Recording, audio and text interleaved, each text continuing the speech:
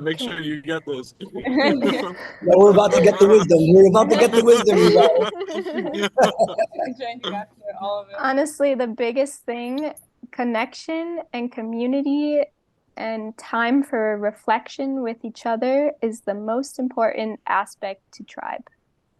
Dedicating time in the day to talking to each other and eating together and sharing together, the most important aspect of life. Of life, yeah. Yes, that's such a timely reflection, Kelsey. It brings up what I did last night. Well, I was telling everyone else about this community hub that I'm plugging into and with my wife, and we're gonna jam with.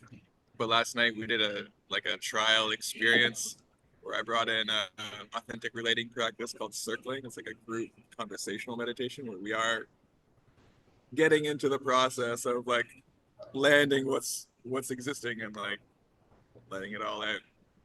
And it was so nourishing. I was like, this feels really good. It's been a while and I feel rejuvenated just from this process of being present with people. So I feel like that's similar to what you're sharing, Kelsey. I feel excited about having landed in it again. Okay, sweet. Yeah. Excited to hear more about this journey. Excited to hear more about your plans as we like go through more of the sections. Always feel free to share like, oh, this I'm seeing this fit into my journey with this section. As we're like talking about different pieces along the different courses and calls that we're going to be holding. Yeah, Kel, so we're like going through the alchemy guide, right? The 10 steps. Each call is one of the steps. Today we're on step 3, which is group agreements and governance models to explore what are the things that we hold as like black and white rules. What things are important? Why are they important to us, to a collective? And once we establish what those things are, how do we go about deciding whether those things change or how they change over time? Like, what is the process to voting for it or making that decision as a collective?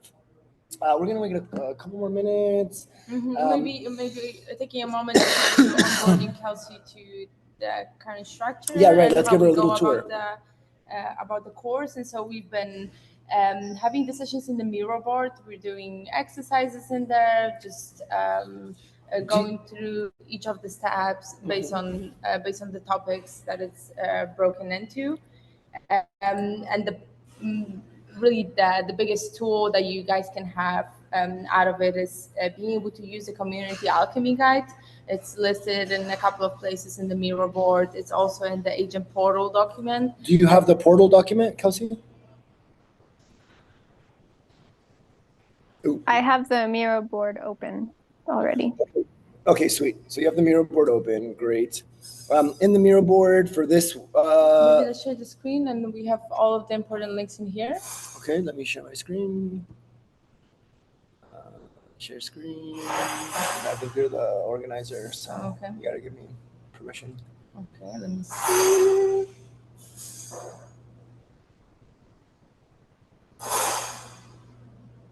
Okay, okay, cool. And it's Oscar's birthday today. Yeah, it's my birthday, you guys.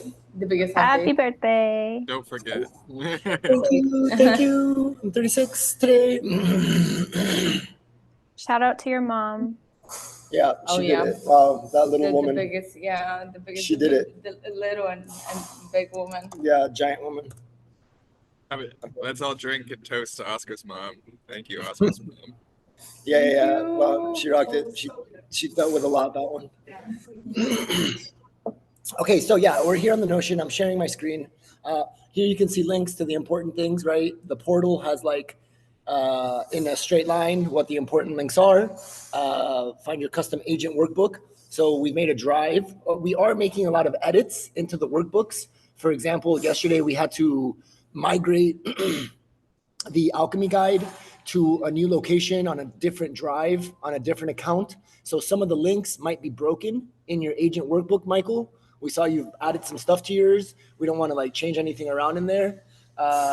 So it's Yeah. going to be. Yeah, I'm gonna take care of the update. So anything that you post in there will be transferred. There is a possibility that we're gonna be making little shifts in that, and so. How about we so open Michael's and don't cut worry. and change section 3 down? What do you mean? Change section 3 down? Like, here's Yeah, 1, 2, 3. I haven't put This. anything that low, that far down. So we can just delete this.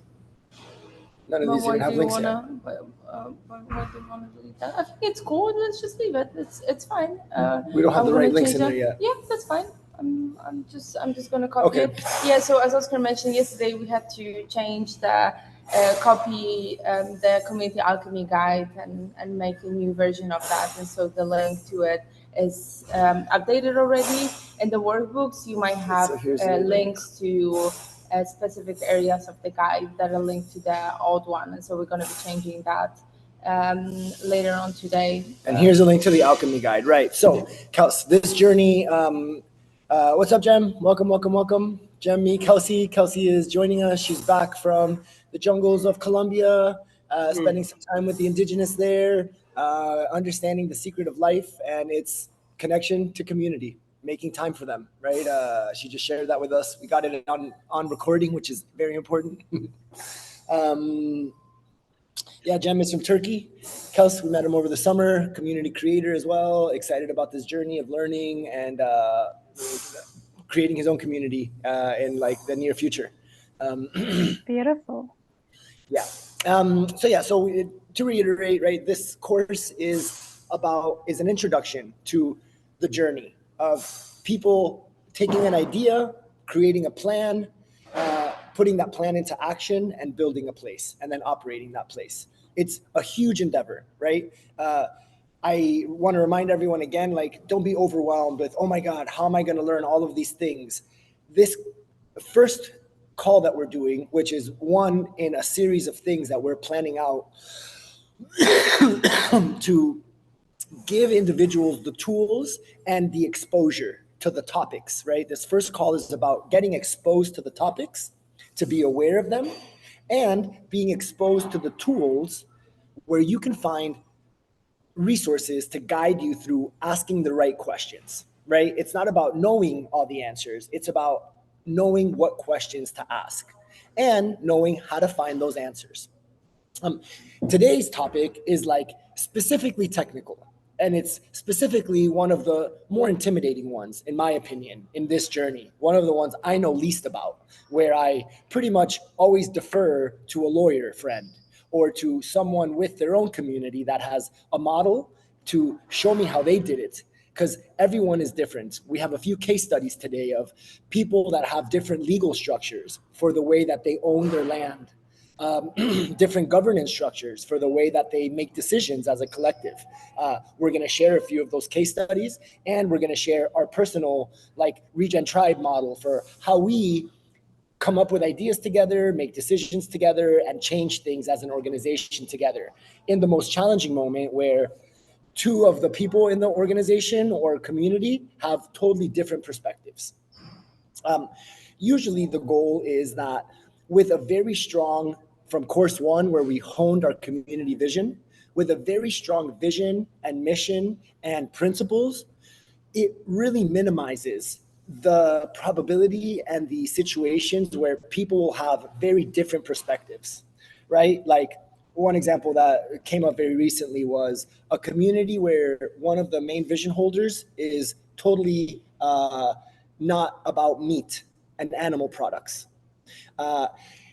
Very key that he defines that early on with other people that are coming in to invest and buy land. Because as soon as that's not shared and clearly defined in the principles and values, and someone else comes that is like very much a meat eater, it can be a really big conflict. So we started from the beginning of Hone Your Vision. The videos are online already, Kelsey, so you can catch up whenever you have a minute to go through them. We're available as well for questions in real time.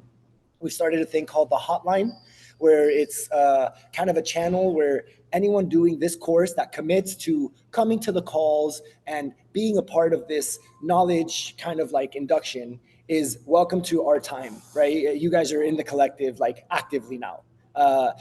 observing from afar, supporting, but now actively engaged in sharing your time to download these resources and take them to a project in the future, potentially yours, potentially one that you want to get involved with. Yeah, so we're going to go to the Miro board. And we're going to start here with the recap of last session. So last session was session 2, right? Session 1 was honing the vision, where we all align on the important things. In session 2, now that we've aligned on the important things, now we discuss who are the people that we are bringing into this community and how are we going to do that? What does that look like for us? So things like, what is the size of the community that we want to have, right? It's an important question both on the concept of connection and also the concept of scaling. Scaling being like going from 1 person to 10 people to 100 people to 1,000 people and any variation of that. In business world, this is one of the hardest things to do. Growing your organization, because communication becomes much harder, decision making becomes more challenging, especially in this new model of decision making groups that we are working on. In the past, decision making was very linear and vertical, right? Where like there's a boss and he says what to do and everyone else just obeys, right? Kingdoms, you can go that far back in history. And as we're evolving from a linear model to a circle model, where everybody has a say and everybody has an opinion and everyone gets to decide. This becomes more challenging, right? There are more opinions, more moving parts, all of the things. So understanding the size of our community is very important as we are iterating towards evolving these decision-making practices, which we'll talk about today, right? You can see over here, democracy, sociocracy, and some other ones. We're going to explore them in a bit. Also, member demographics, like how many men, how many women, how many young, how many old, how many, like, let's say, farmers versus how many engineers, how many artists versus how many business people. And so defining this is important. In a nutshell, we need a holistic approach, like just like Noah and Noah's Ark, right? 2 of each is ideal. Not that number exactly, but a little mix of everything gives us a melting pot of opinions, of skills, and of all of these things. And then once we've decided who are the important people in this journey, we discussed how do we bring these people into the community, right? What are requirements that these people will have? Like, does this person need to have at least $1,000 in savings to enter the community in case anything happens? Do they need health insurance? Do they need to have a dog? That's a yes for me. And a lot of these little questions that we need to ask ourselves as we are creating our portal for people to enter our bubble, which is our community. That's requirements. Screening, and so these are 3 important words. So like here, requirements, screening, and onboarding, right? They seem pretty similar, but they're all dissimilar in a way, in that requirements is what you need as an individual before you enter the community. The screening process is how the community gets to know you and verify that you are who you say you are. Screening can look something like police background check, or having an interview with 1 of the community members and then 3 of the community members, and then having to attend 2 events, and then having to spend at least a week at the community, right? This is the screening process, how the community gets to know this individual joining. And then the last piece is onboarding. Onboarding is one of the most important things that you can do when bringing someone into the bubble, right? I imagine, right, tribes in different places have different rituals for what someone has to do to be inducted to the tribe. Kelsey, do you have any, like, did you notice anything like that while you were down there, right? I mean, I was the only outsider there, so no one else was being inducted. But right. There's definitely a lot of practices and spiritual work that has to be done in order to be allowed to be in the space.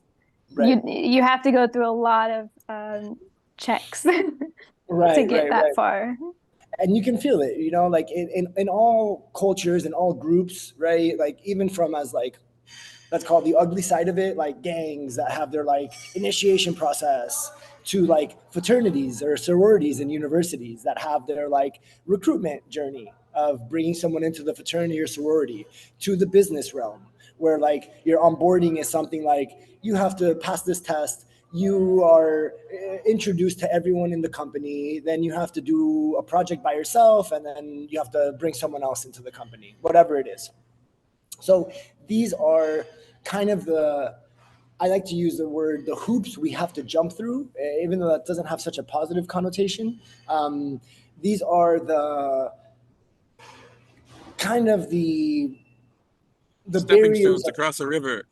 right, right. The barriers of entry to coming into a place, and it's what makes a place special. It's what makes a place.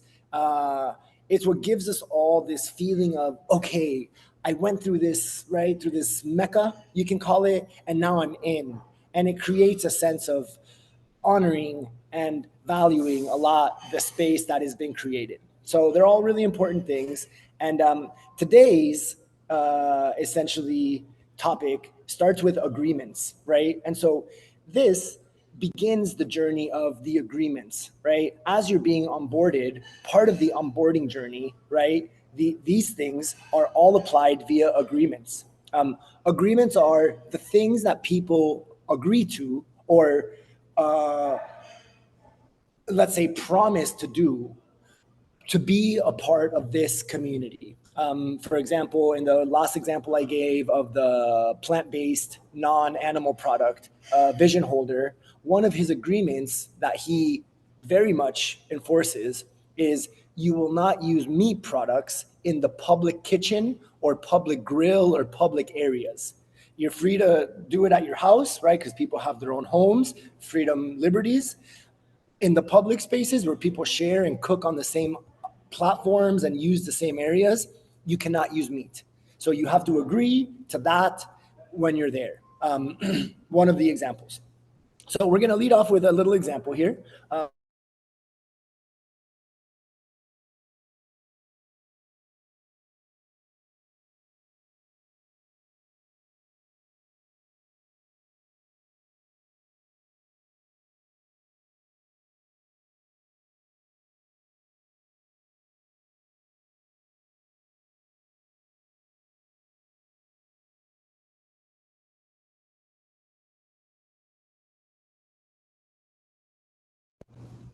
So, I think the internet just, oh, maybe because Nicole joined, it kind of like got rid of the. I'm still doing the recording. Okay. Hi, can you guys hear me? I don't know what happened. It just like went off and went back on. Is my sound on? We hear you, Oscar. Okay, cool. Yeah, the recording just turned off and turned on, and everybody blocked out for a second. Okay, so yeah, we're here, and so the purpose of this course is to introduce you guys to these tools that we've been developing over the last few years, over a series of workshops, over a series of research, over different brains and different people sharing their ideas and their thoughts and organizing and all of this. The main tool here is the Alchemy Guide, which if you click here on agreements, very similar to when you guys are on your agent workbook, that you each have an agent workbook. If you click here on agreements, it'll take you directly to, let me see, let me make sure I'm sharing that screen. What screen am I sharing? You're not sharing screen anymore. Oh, okay, here we go. Let me do that. Thank you, Mike. Let's just go entire screen. Okay, I'm back. Okay, so as I was saying, the beauty of this Alchemy Guide is that it's very thorough. It has a ton of information. Pretty much all of the resources and stuff that we've been finding, we're doing our best to put it in here and organize it and make it navigatable, right? Call after call, it's getting better and better, right? The first call, it was a brain dump of information. The second series of calls, we organized and put some effort into it. Over the last year, Nicole has really painstakingly organized and put a lot more resources in there. And now with this call, we are turning it from a lot of information that's kind of organized to a very actionable tool. So it's like lots of pages, the Alchemy Guide. A little bit easy to get lost, like a textbook in university. What we've done, Kelsey, we've created this kind of synthesized short version for you guys, which is your agent workbook. This is the tool that we want you guys to get familiar with, as it has the key questions in each of the steps for the vision holders to consider, right? Everything from the initial section of getting the basic information, to section 1, which was honing your vision, to section 2, which we just did a little refresher on, which is recruiting the right members for the community and how you do that, to now this section, which is group agreements and governance.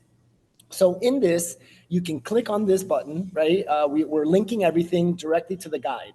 So when you click and you go to it, it brings you exactly to the Alchemy Guide section, where you can get resources that will help guide, explain these topics that, again, you don't need to memorize, you don't need to know them. We have resources for that. You just need to know how to get there and how to explain them to the vision holder that you're working with at your community. In these calls, we're going to be practicing what that looks like. And we are inviting you guys on your agent workbook to create your dream community. And in these next couple of weeks, we will be filling out this agent workbook as if it was your community. Any questions that you don't know how to explain to yourself, please annotate. Leave a note on there, and on the next call, let's talk about it. Because if you have a question about it, someone else probably has a question about it. And it can help us add more information and explanations in the guide that can make it easier for others to either guide themselves, right? A lot of vision holders won't have the luxury to hire someone to walk them through the process. This is why we want to create this as an easy to follow guide as possible, so anyone anywhere in the world can have the best resources available to them. If they have the resources, right, space that they can share, food that they can offer, money that they can pay for someone to come and hold their hand, one of us, all of us that are agents, awesome, we'll come and help them hold this piece of the pie. But we want everyone to be able to use this tool. So again, you click here, agreements, and we go to the agreements. So our first exercise on the Notion, on the Miro, is going to be to list agreements that we feel are important as if you had your own community. We have these macro categories: processes and protocols, social, which is relationships and dynamics, ecology, economy, and worldview. So these are not the most like they're general topics, and they require a little bit of explanation. Like, I wouldn't know off the top of my head how to describe agreements for process and protocol or social dynamics. So I invite you to click agreements, and this will take you to the Alchemy Guide, where we explain each one of these sections a little bit more in detail, right? You can click the down arrow and open it. This is part of like learning how to navigate the Alchemy Guide. I invite you guys all to open the Alchemy Guide, get in there, click in there, look in there. I see you guys popping up.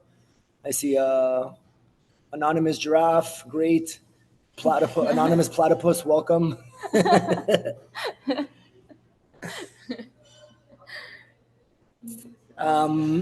So the first section is agreements, right? So let's go with the first one, process and protocol. So what is process and protocol? Process and protocol are regular occurring things that have a set way of being done. What are some processes and protocols that we have some examples of? We're slowly but surely going through other communities' guides and documentation and adding things that we're seeing. So far, two of the things that we've added in here are things like safety and security, right? Like, if there's a fire, what is the protocol for managing and handling a fire, right? Potentially there is a fire lead in the community who knows that his job is to make sure everyone goes to the meeting point in the community, somewhere that is fire resistant, of course, and that he gets a head count to make sure that everybody is accounted for in the community. right? This could be one of the procedures and protocols. So fire safety is one. Another thing that's in here is medical, right? What happens in a medical emergency? What is the procedure and protocol? Procedure and protocols are really effective in moments of stress, where lots could be happening or a lot of danger could be in the area. If we, right, just like in school, we did the fire drills. Fire alarm goes off, everybody knows the drill. We stand in line, we're quiet, we hold on to each other's waists, and we follow the teacher out to the field so none of us are in risk of fire, right? They help make a muscle memory reaction to something that could be risky to the community. Other things that are process and protocol are things like the screening, onboarding, offboarding process. These are things that when someone arrives, they will always follow the same steps over and over again as we go through the thing to make it a mechanical and easy to replicate model. So we invite you guys, take a minute, anything that you can imagine as process and protocol. Some of the things will flirt with the other columns, and that's cool. Yeah, committing a crime is a good one. And very important, this is really connected to the last exercise that we did a couple of days ago. So all of the things that we discussed when it comes to agreements and onboarding process, offboarding process, screening process, what Oscar just mentioned, will be reflected in the processes and protocols. And really the combination of all of these things that you consider really important for your community will be something that a community member most likely will sign when they join, when you join your neighborhood. And so it's dancing with what we discussed last week as really important for you. I listed here violating community agreements. What do we do in a moment like that? Conflict resolution. How do we deal with conflict and disagreements in the community? This is really important because sometimes we assume that everything is going to be fine because we're friends, we're family. It's very risky, and so if you don't have that written down, it might create a lot of friction, potentially even result in community breaking apart. Inviting guests, that's a really good one, right? Do we have to do a background check before new people join our community, right? Like a lot of us dream to live in a place where we can just leave our doors unlocked. And when we're working, we can just leave our computer on the table and walk off and not fear anything. You're sharing a Zoom screen. Oh, yeah, yeah. I like to look at people's faces. It's hard for me not to look at people's faces. That's a really good one. Okay, I outed like starting a business. There's a process and protocol to starting a business that wants to be part of the community, you know, especially with situations where money is involved. We have the economy column, which we'll go into in a second, but more or less. Okay, sweet, you guys. Yeah, add those. And remember, it's good to start getting your brain juice flowing because we invite you guys to bring this over to your agent workbook. By the end of this course, one of your kind of like check marks of that you've understood this first thing for you to get your first stamp on your passport is going to be that you've created your community plan for your community, your dream community, however you visualize it, and that your agent workbook is filled as if you were your own client and you were your own community member. So yeah, having children, right? Pretty similar to bringing pets into the community. Adopting an animal, yes, definitely. Okay, cool. So this is processes and protocol. Yeah, can someone please tell me what the process is to have a child? Yeah, right. Like, it's definitely a topic. You know, people have babies. Birds and the bees, you guys. Birds and the bees. We'll go over that in the later topics. Let's not get ahead of ourselves here. Okay, cool. So that's the first one. Okay, now next one. Social relationships and dynamics. Again, we're going to go to our agreements. We're going to click that, and it's going to open here, and it's going to bring us here to our agreement section, which we can go to the next section, social. This is a social dimension. So the social dimension has multiple topics. Nicole got this. Nicole, where did you pull a lot of this information from? Was it one guide specifically? Was it a book specifically? A lot of these I'm exploring too and kind of learning on my own. Was there a specific place that you pulled this from? if you remember. I don't know, I think her audio might be off. Oh, okay. Okay. The social, economic, ecological worldview structure comes from the EDE. Okay, cool. Right. The Eco Village Design Education course. Yeah, right. They're like the granddaddies of the movement, right? This is ic.org, right? It's like from them. No, Jen.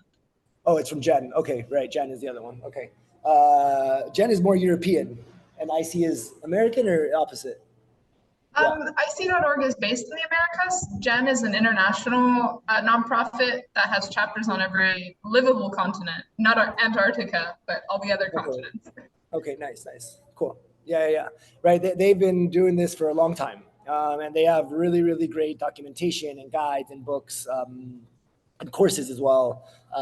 So these are the social dimensions that they include, that are important to think about, right? There's always more. And you can get away with less, but it's always better to at least review the things and ask yourself these questions, right? The vision holders, you as an agent, walking them through their thought process, these are the questions that you want to ask them to help define what agreements are important for me to put in my community welcome book that my new community members and our community members will have to agree to before they live here, right? Things like defining the vision holder's role. What exactly does the vision holder do? What is he responsible for? Things that they should consider. Things like, what is our shared vision, right? This has a lot to do with the mission vision, what we did in the first call of Hone Your Community Vision. Other things like how we manage our personal life and ourselves, right? A community is just a compilation of individuals, and the individual needs to be monitoring and aware because everything starts from the inside before we can really get it together collectively. Other very important ones are safety and well-being, right? A lot of these things we explore in the community culture canvas, things we need for safety. And so some agreements in that space could be like, oh, for safety, I require full opt-in consent, as in no one can just take pictures of people in a room. Everyone needs to always ask. So you agree that before you take photos and post them anywhere, you need to ask everyone in the room, hey guys, is everybody comfortable with me taking photos and posting them online? Right? One example of safety that is really important in this like growing digital era where everything is just out there on the internet. Relationships and bonds. How are people connecting, talking to each other? How are they building responsibilities? Yeah. There's a bunch of them here. We have community engagement. What are agreements for how people will volunteer? How people will agree to participate in the community. It's something we're exploring at this project here in Honduras at the moment, right? There's like 150 people here, and some people are very motivated and offering little courses of their own and workshops and activities. Other people are a little bit timid to do it. They just require a little bit of encouragement. And some people are just not even thinking about it. They're kind of here at to consume, which is okay.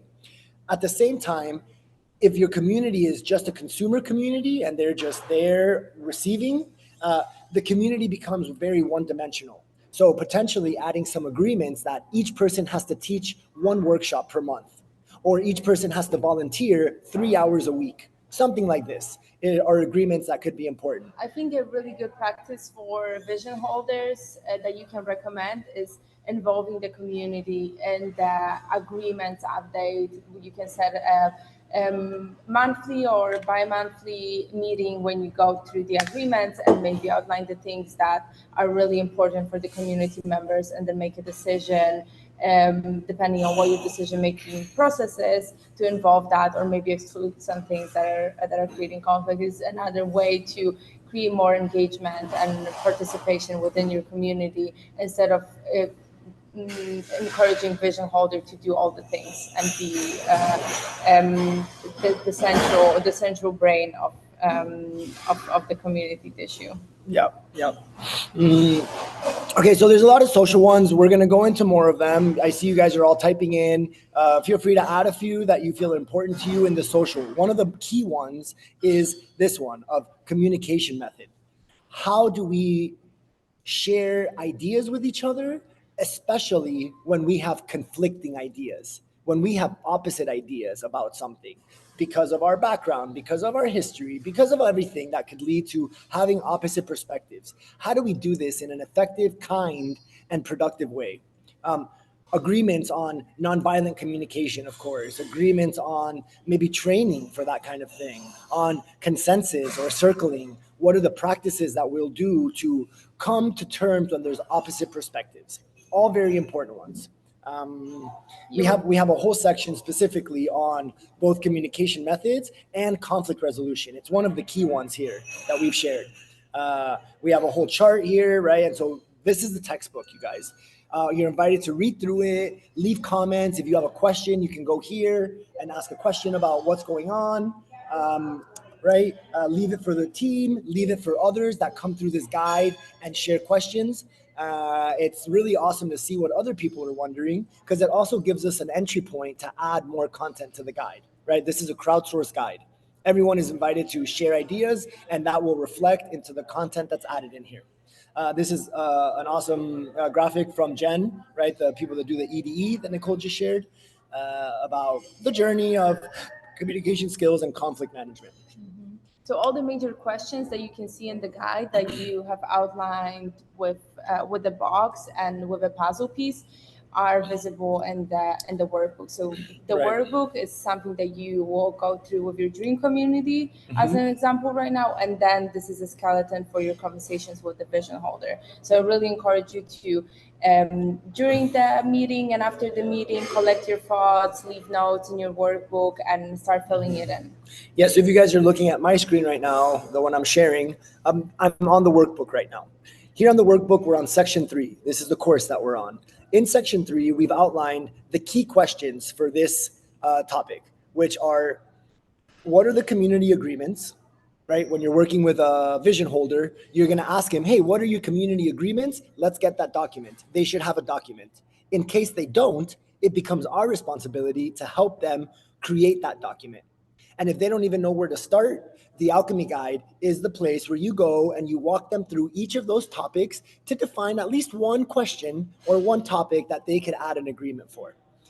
The next one that's really important is conflict resolution. This is one of the make or breaks in a regenerative neighborhood, in a community, in an organization, especially when it's not a hierarchical organization where one person dictates and everyone does, but everyone has a say. When everyone has a say, there's more chances of different perspectives.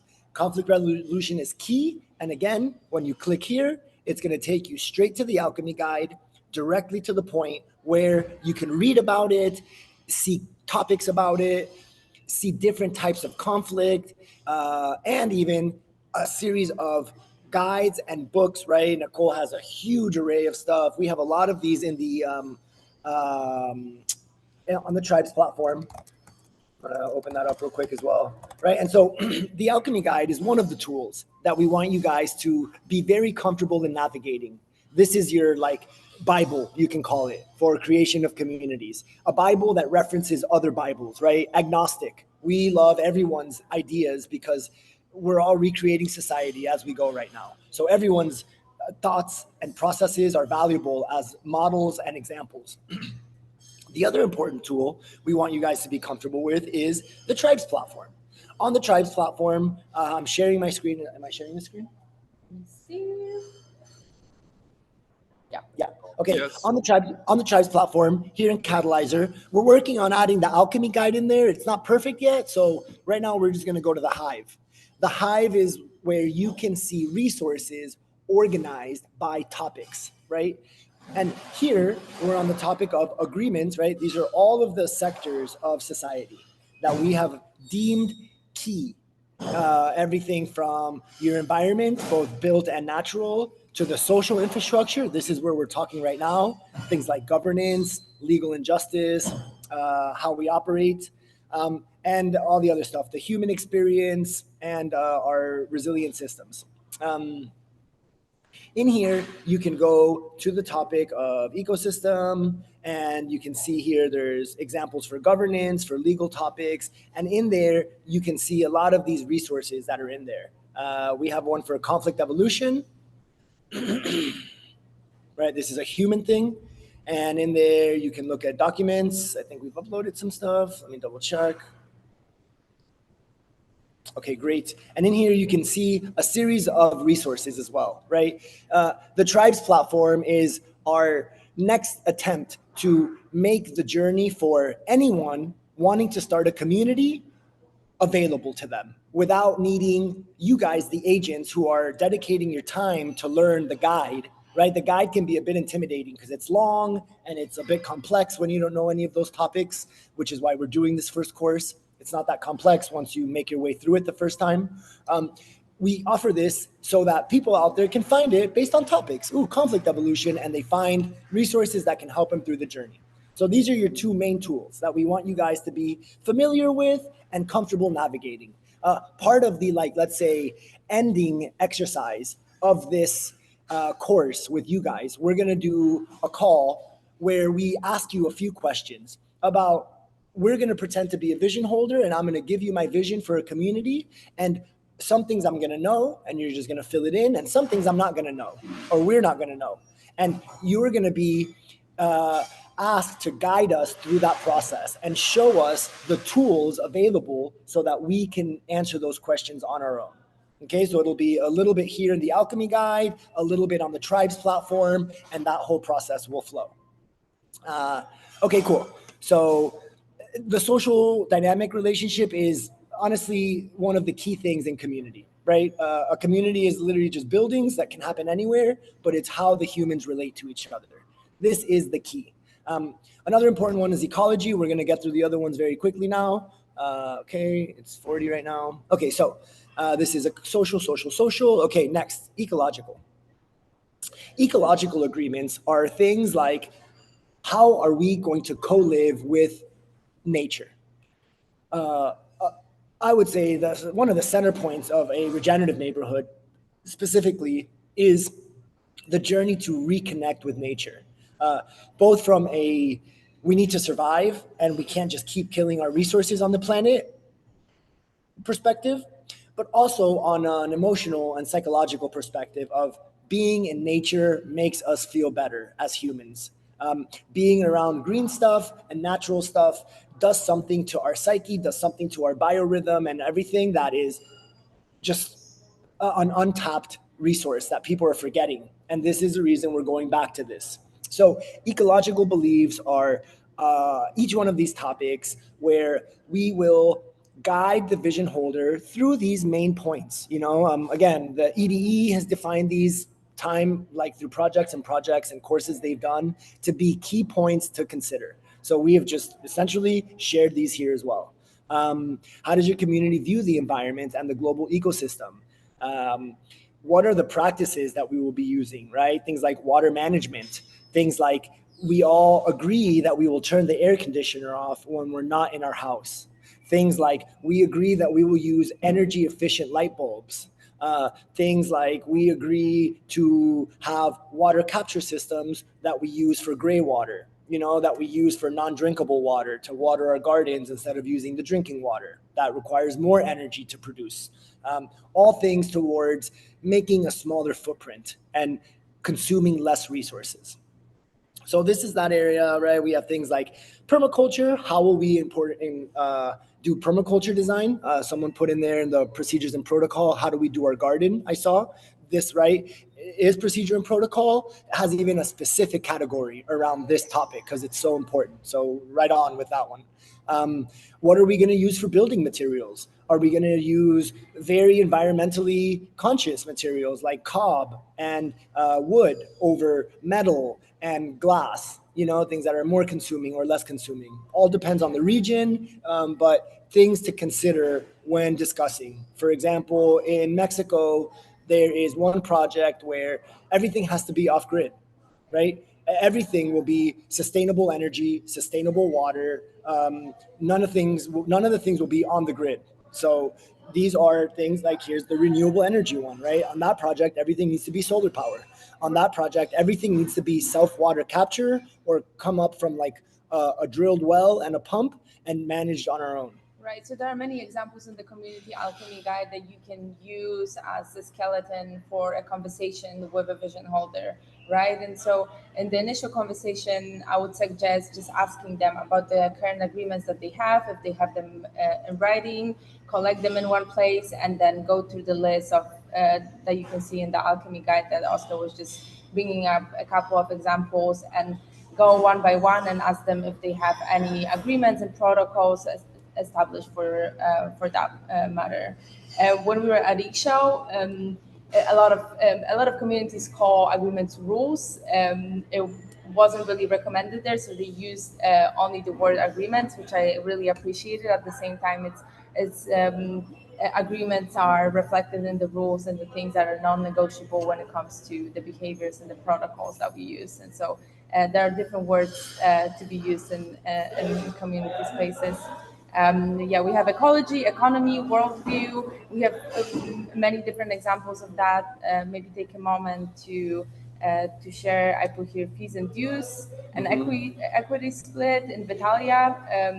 Their main business model will be equity split from the startups that are being created within Vitalia ecosystem. And so this is something that definitely needs to be in writing. And when startups and individuals are entering the space, they need to sign an agreement that they will share their equity with the community.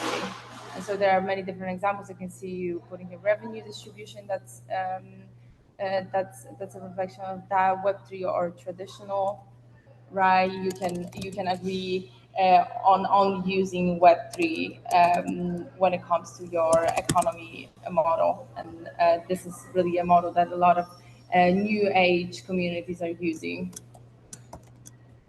Where we are right now, most of the places, I would say 90% of the places within Prospera are using crypto as a payment method.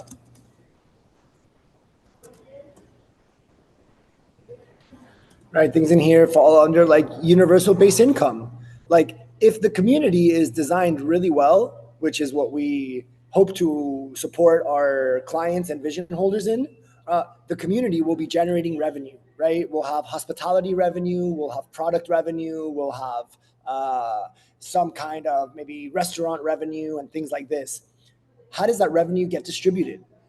It definitely gets used to pay for things in the community. And what if there's overflow? Does the community get retribution from that? These are all topics to consider to guide the vision holder through, right? I'm sharing my screen right now, and you can go to the economic outlook and you can see many of the topics that are important to be considered. Things like the commons, right? Like if there's a park that everybody gets to share on the property, or a body of water, or some kind of amenity like a gym. What happens when the gym breaks? Who's responsible for paying for that? It's nice to explicitly define that from the beginning when someone joins the community, instead of 6 months in and they've just moved in and they all of a sudden get hit with a letter that like, or a message, hey, the gym broke, we each need to pay $500, and they were not expecting this. You know, it's very important to think about these things and put these in writing as people join the community. The agreements are the make or break for the community working. No one likes to be caught off guard. No one likes to feel like things are moving around, and that creates a lack of safety for individuals in a community. So the agreements, I could say, are one of the most important things that make a community succeed or fail. So this is a super important section, and it's super dense. You know, there's a lot of stuff. We're only in agreements. We're still going to talk about governance, how we decide on what agreements get passed or not, and how they change, and then the legal structure, which is like, how do we own things? What are the legal agreements between not just us, but us and the outside world? So we're going in, right? We're going in, you guys. We have Right. another This hour. section, Yeah, the economy section is more so about identifying your like philosophical alignments with other group members around, okay, this is what the kind of economic model we want to uphold. These are the different types of like economic distribution methods that we want to uphold. Here's what we're willing to do, here's what we're not willing to do. So then that can crystallize in your legal structure and in your business model. This is like the foundation, more philosophical, but also procedural, identifying, okay, what do we want to practice in our community that reflects our community values? Right. Yeah, so questions to ask, cool. Everyone added some stuff to the Miro board, okay. And then we're gonna jump down to worldview.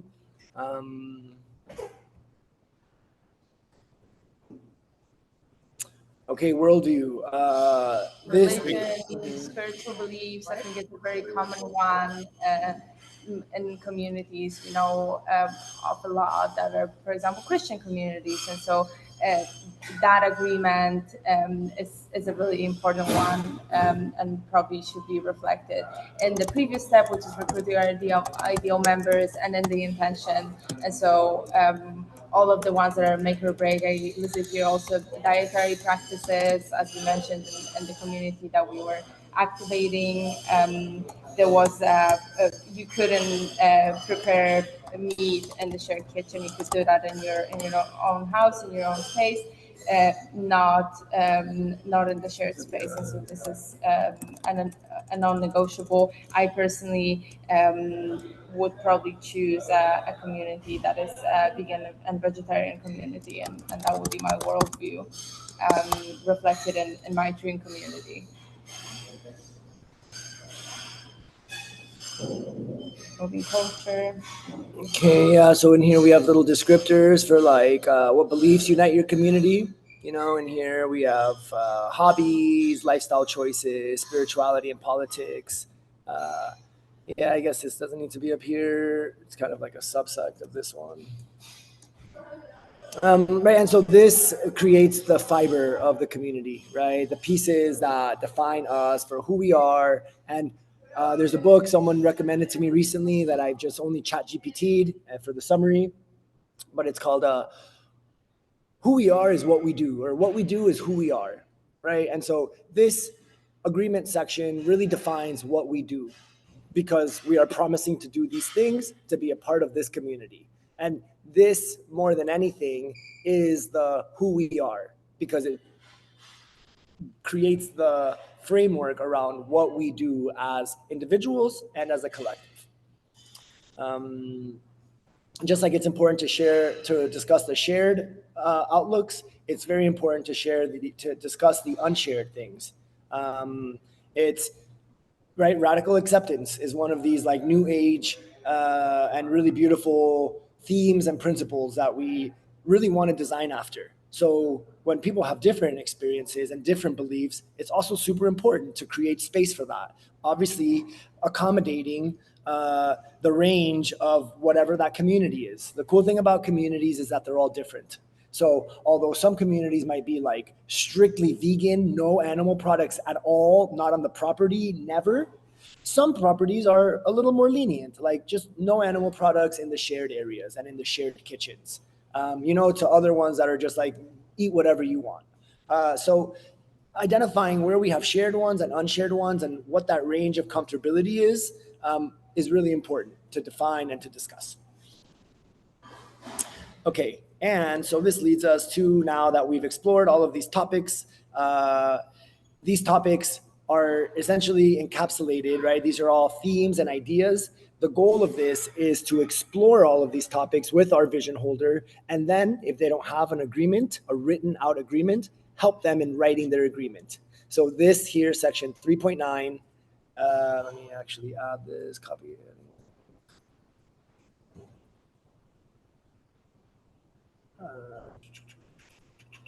Who's duplicated?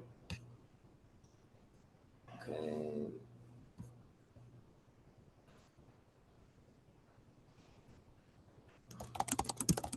Now we can help the vision holding team to write their agreements. right? So here, I'm just gonna add a link directly to that section. Now that we've explored, right, the topics, we can help them write their, boom, so now this has a link. What happened here? Okay, cool. And when you click on that link, it brings you here to written agreements. And in this written agreements, we have examples of other written agreements, right? It gives you kind of a step-by-step process. Again, this is your tool. You're not expected to know off the top of your head how to write an agreement document for a community, for a society, right? This is like writing the Constitution. It took like whatever 35 white guys in powdered wigs, lots of time to write the Constitution, and it's still a topic today. So here we have a bunch of examples of other ones, how to write the bylaws, guides on how to do it, examples of communities around the world, what they've done. So you can pull some examples, mix mash examples, be guided by other people. So this is your tool chest, you guys. The goal of this course is to introduce you to the topics and teach you how to find these tools and guidance in these resources that we have been compiling. Okay, cool. So now that we've defined them and outlined them and written them down, the next topic becomes, right, the only thing in life that's consistent is change. Things are going to change in the community. People will change, times will change, technologies especially will change. Like, what happens at that meat community when human-generated meat becomes a thing, right? People are now growing cells and turning them into steaks. Can we eat that on the shared grill? It's not from an animal. It's kind of cellularly an animal, but it's not an animal. What happens in that situation? Agreements will have to be updated. The next step that we're going to discuss is how we change and make updates to these agreements.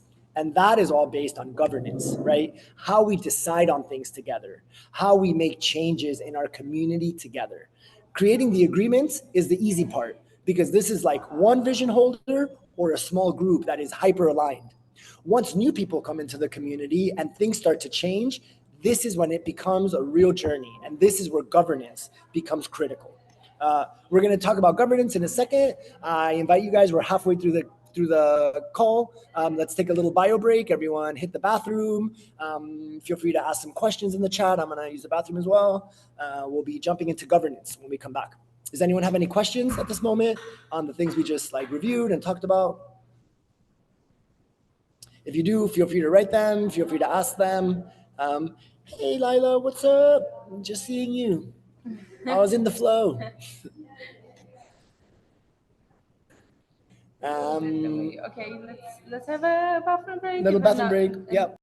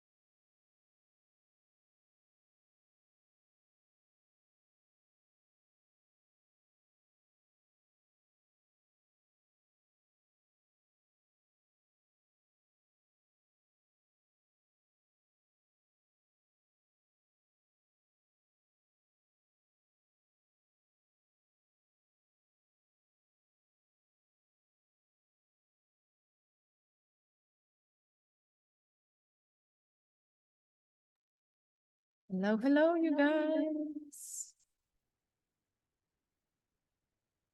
Hey, fam. Hi. Was your break? It was intense. Nice. What was intense about it? You mind sharing?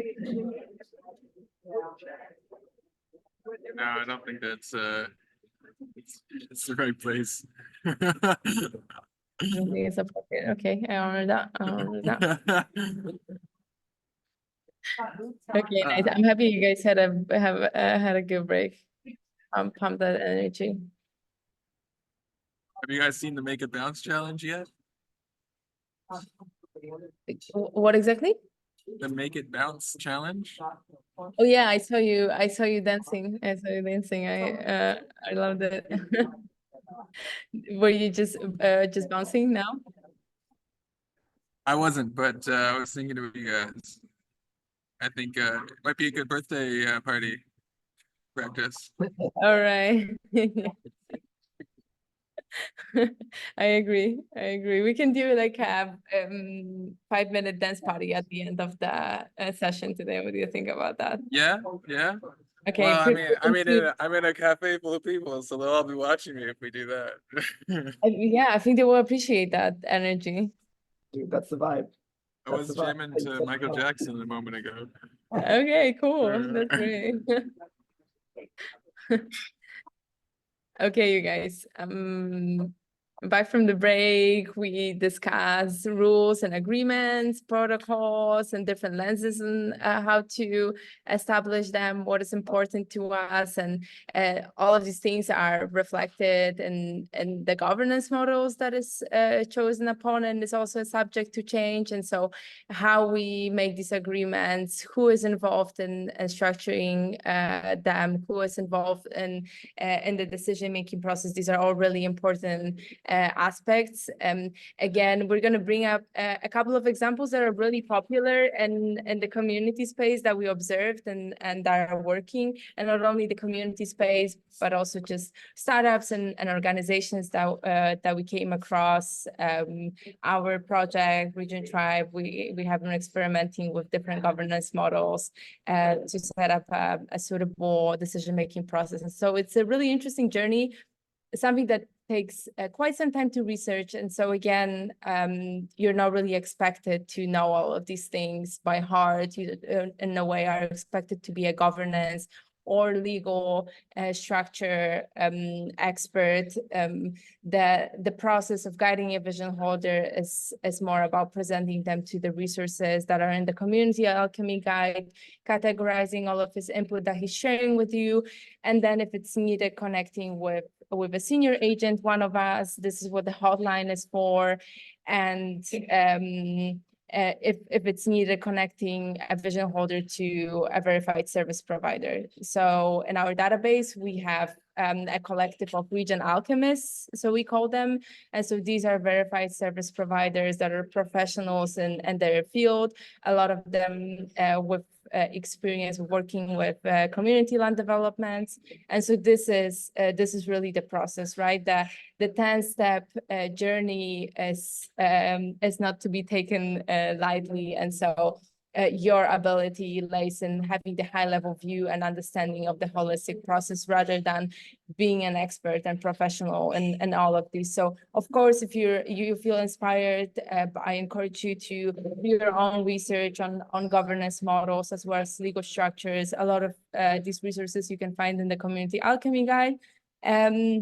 That might spark your interest. They already are with the lens of regenerative neighborhoods and community land developments. At the same time, again, it would be really hard for you to be an expert in all of these 10 steps. And today's topic is a really big one, a really important one. Again, a make or break in the community. Agreements, decision-making process, and what legal structure are you using to create your community and evolve your community. Okay, so let's jump into it. We have 3 very common examples. Oscar, you have the magic wand, so you have to share the screen. Okay, what should I share? The mirror board. we're in the popular governance models right now.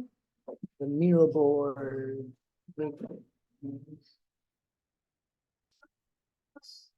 Maybe in the meantime, I would like to hear you guys. Do you have any experience with governance models?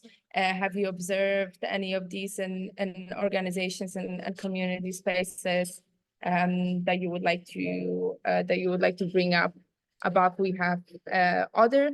There are many different governance models, and so interested to hear if you have any experience with that. Yeah, Kelsey, did you see any examples of governance while you were with the tribes? It's always interesting to see how it was done back in the day and like what's kept, what's stayed, what's changed. Yeah, so this is a really big topic that Sun Nation is working with, is actually figuring out how to bring their government system back into alignment. So this is something I'm really interested in learning about and getting more resources to, because this ancient system has been broken, and so now their core government is in the legal, the real legal people, because there's been a division. Now they're trying to figure out within their own governance system how to piece back together that functioning system. So there's a lot to go into with that, but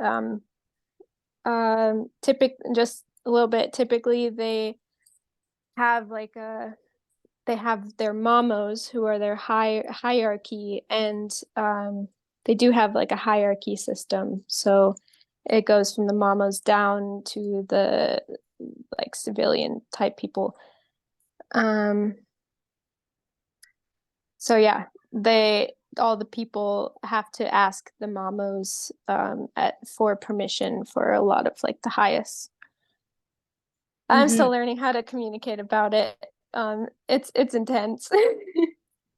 Right. Yeah. Yeah. Definitely. I think governance brings a lot of beauty and clarity, as well as tension. I think we also are pretty contaminated by maybe being involved in a system that doesn't really give us a voice. And so I think there's a lot of new age governance models that can ensure that individuals are empowered and like the authority of each human is increased. And so I think holacracy is one of these models that empowers individuals and encourages leadership mindset. It's basically each of the projects of the community can it's its own bubble that has its own leader, and they have the authority to make decisions about this bubble, since they have the most experience and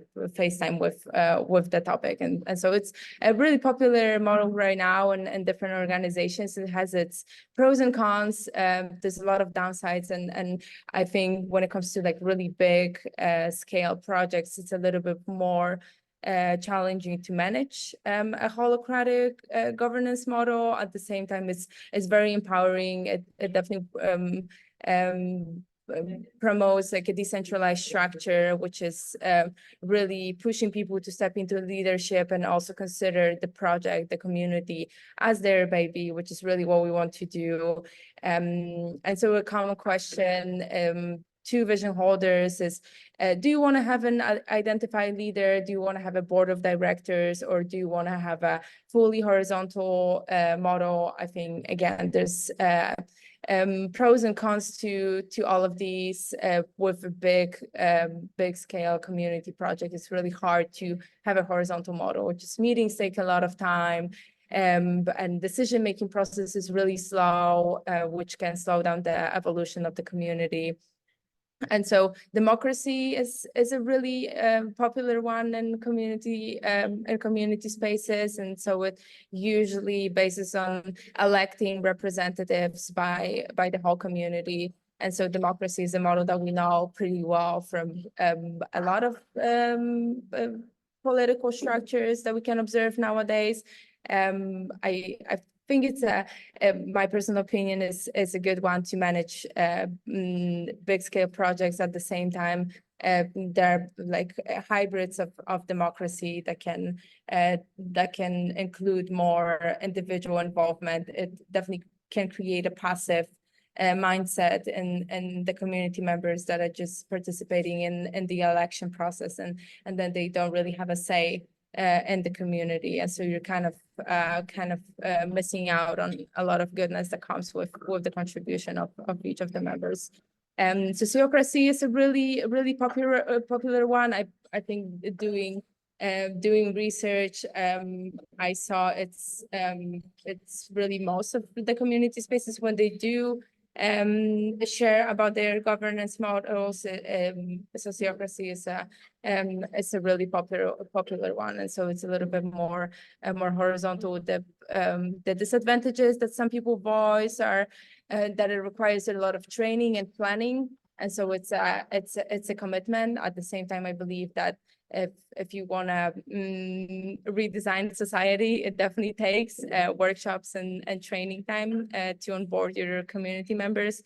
And so these are like the most popular ones that we encounter. Again, there are a lot of hybrids of each of these, and a lot of new ones. Really, when you start your research on governance models, especially the new age ones, you see how many new resources pop up really every single day, which is exciting because it indicates that as a society, we're seeking new ways to make decisions as a collective, which I really appreciate.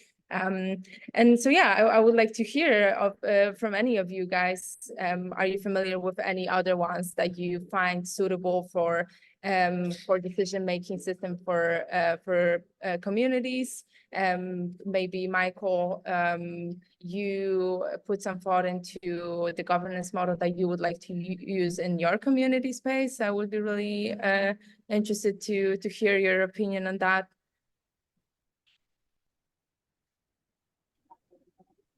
Well, I've heard of a few others, like consensus -1, -2.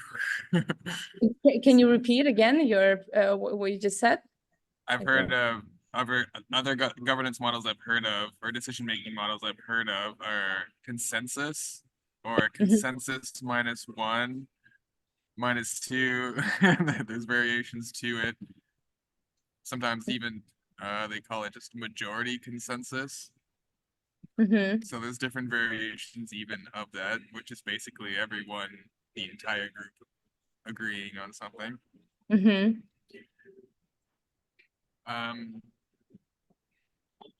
I have had quite a bit of interest in sociocracy, although I haven't even experienced it in larger groups. So I think it does take some training, because I've tried that sort of approach in like groups of like size of 4 to run things, and I think there's some merit to it, and I'm interested in people having more of a equitable input.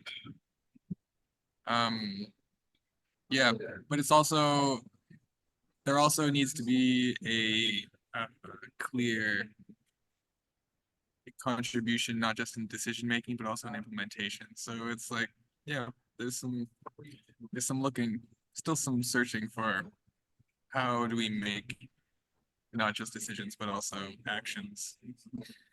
I think ultimately, I think we confuse like horizontal decision making with everyone has a say and everyone is exactly equal, when actually some people are more capable of like carrying through certain actions, or are more specialized in a certain area, or are more affected by a decision in a community than say other people in the community that are less invested.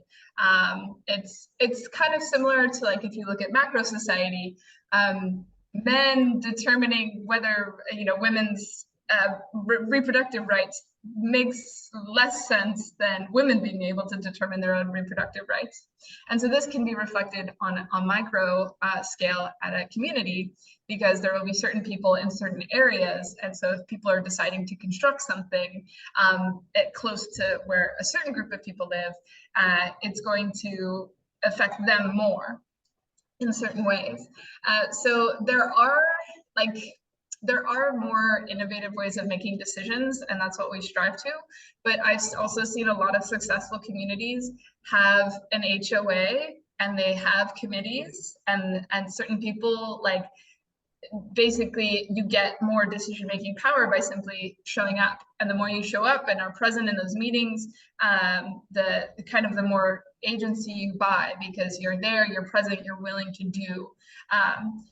Occasionally that can be like then limit people if they to not have as much decision-making power if they don't have the freedom, for example, financial freedom or whatever, to give that time to invest it to the community. So that's where you also examine, are these committee, voluntary? Are they paid positions?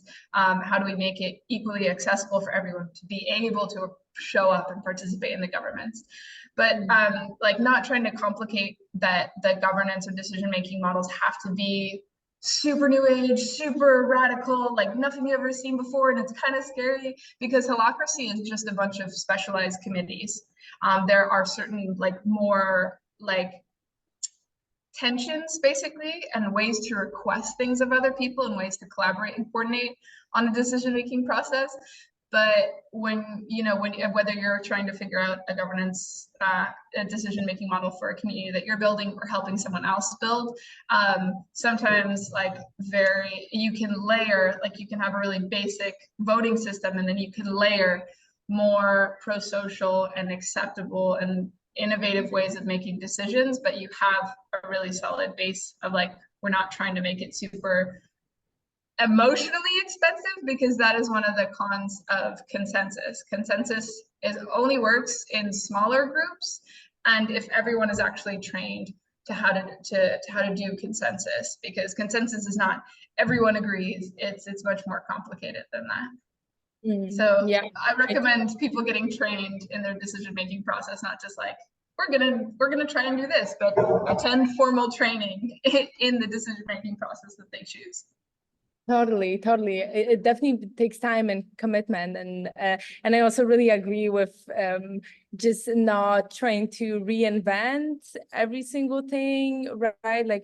Really take learnings from the models that are already available, and then if needed, make them a little bit more custom. We have that ability, and so that's great. But I also encountered a lot of new age, nothing like you've ever seen before. Where you mentioned, Nicole, and it describes exactly sociocracy, for example. It's just it has to have a new name, and it has to be completely different, and we're kind of doing the same thing over and over again. And so yeah, really to avoid that is doing a lot of research, and then also investing time and training.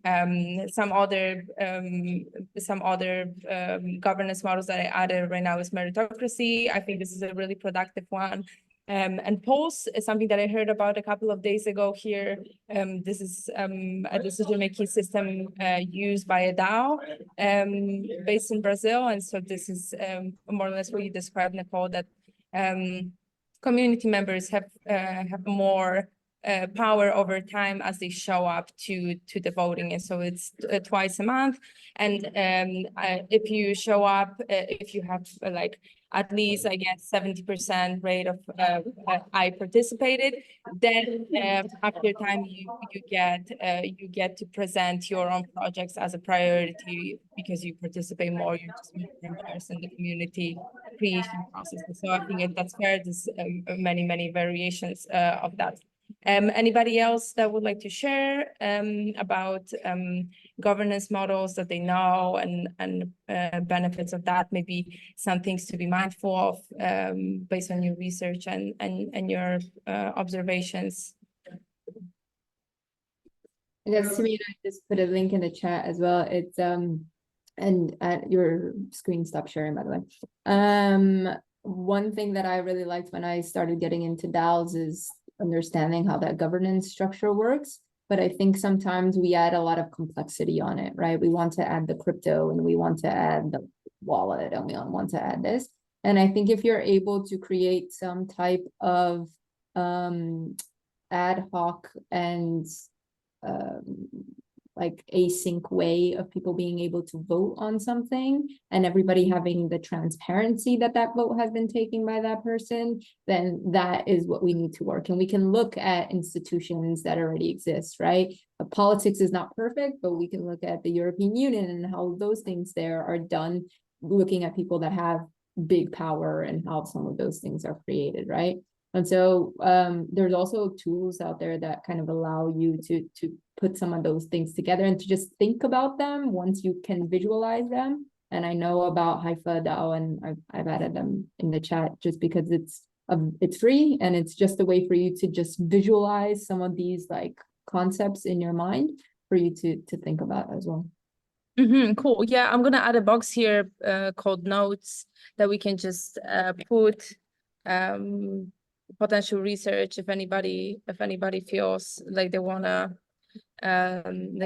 research something. Also, at the bottom of this beautiful popular governance models, there's a link to the Alchemy Guide, right? Our tool. I will add as well a link to the Tribes platform. Well, I would encourage you guys to navigate to the Tribes platform and go to the governance section. Again, in the Hive, this is like topic-based resources. You can go there, Hive, and check that out in governance. One example of like a combination of things is a model that we are working on and like testing with like our collective, the Regen Tribe team, and like how we make decisions. Like, you know, luckily we have like pretty aligned visions on things, and like we agree most of the time on like what we should be doing and how we should be doing it. There is a cool mix that we've integrated, which is like a 3-step decision-making process, right? The first step is every person gets 1 vote. That way everybody's heard. The next step is it's kind of a meritocracy where based on the things that you are doing, you get more votes, right? So for example, one person is doing most of the marketing work, so they get extra weighted vote when like based on that department and that sector of the project. And every department gets a certain number of votes, and based on the amount of work that you're doing in that department, you get that number of votes. And then in the situation that there is a tie between the votes in a situation with different perspectives, we've also included a delegated democracy, right? So this is a combination of like a democracy where each person gets 1 vote, a meritocracy where each person gets a weighted vote based on their specialty or what they are doing, and then a delegated democracy where we pick advisors, people that we trust to make knowledgeable decisions without having the emotional bias of their day-to-day working on the project, right? And we have a few advisors that we've now included in this journey to, in case there's a tie, we ask them. And right, I don't think we've ever had to bring in our advisors in the role. We've definitely had moments of like naming things or discussing certain things where we like, okay, every person gets 1 vote and let's go to the weighted section. So that's one kind of hybrid model that, from what I've observed, is a cool way to do best of all the worlds. And again, it's up to every community to figure that out, how they're going to do it. There's great research out there, right? We in no way consider ourselves to be experts of this. There's a group out there called GaiaNet, and their core team is like really loves the concept of governance and helps people set up holacracies, which is essentially a flat system. It's like circles, and every circle is like a department, and they all get votes based on the things. So we usually, again, go to the experts to guide us on this. Yes. Yes, legal stuff. You already had a bio break. I added some notes in here. Haifa DAO, something cool structure to research. If you guys are interested, this is what Laila recommended. We were also working with Haifa and seeing how they're working, and so it's really cool. So no bio break for us. We already went through a bio break. A really important topic are the legal structures. I actually wish Antonio was here. I'm pretty sure he would have Lots to say about really valuable input on that. Again, this is based on our research and really common examples from the regenerative neighborhood space. At the same time, we're in a way experts of setting up legal structures, and so especially for this one, we connect the vision holders and the team with the verified service providers, and they will be different for different geographical locations, right? So this is a pretty complex topic. Setting up a legal structure will be different in the United States, and it will be different in Europe, and probably completely different in South America. And so you really need an expert to give you an advice on that topic. We're going to share a little bit about the most common examples based on communities and neighborhoods that we know of. And so a really popular one is condominium association. And on that note, something really important to mention is that usually community projects will have different legal entities for different parts of the project. So there can be one legal entity that owns the land, and then a completely other entity for other purposes. And so this is really recommended, and it will differ based on where you are in the world for sure, and what your custom situation is. So again, I would not feel confident to give very specific legal advice to community projects. I would reach out to an expert, which you can do it through us, and we can connect them to a verified service provider from our Regen Alchemist collective. And so condominium association is a really popular one. It's has a lot of benefits. The biggest one, limited liability protection and credibility with banks and tax breaks. So yeah, really working with the system that already exists. It's a big value and something to keep in mind. And challenges is that the community cannot choose their members unless they are on the waiting list. Another really popular one, a project called Niklum in Mexico, one of our partner projects, uses a very popular legal entity called LLC, Limited Liability Company. I think this is the most popular one. Yeah, so this is a way specifically in the US where the US makes it hard for multiple individuals to in the face of law, come together and buy a property together. Instead, what happens in the US is you start a company. And this company, as a sole proprietor, you can consider it an individual, one entity buys the property. And this company can have multiple owners or stakeholders by percentage. So each time someone new wants to join the community, they're not actually getting a title of the property or land. What they're getting is a share of the property, a share of the LLC, the company that they are a part of, that owns the property. Can you share the mirror board? I can really show you. Is it not there? I don't think it is. Oh, I thought I was sharing my screen. Let me do that. Okay. Yeah, cool. Right here. Okay, LLC. Yeah. Okay, yeah, this is an LLC, right? Yeah, this is a really, really popular one. And another really popular one in the community space is the housing co-op. Wait a second, I need to find my here. Yeah, a housing co-op. Walnut Street co-op is an example of that. Is a co-owned house in Los Angeles, I believe. And so again, it has a lot of benefits. It's pretty popular in the community space. And the community can choose its members. Again, limited liability protection.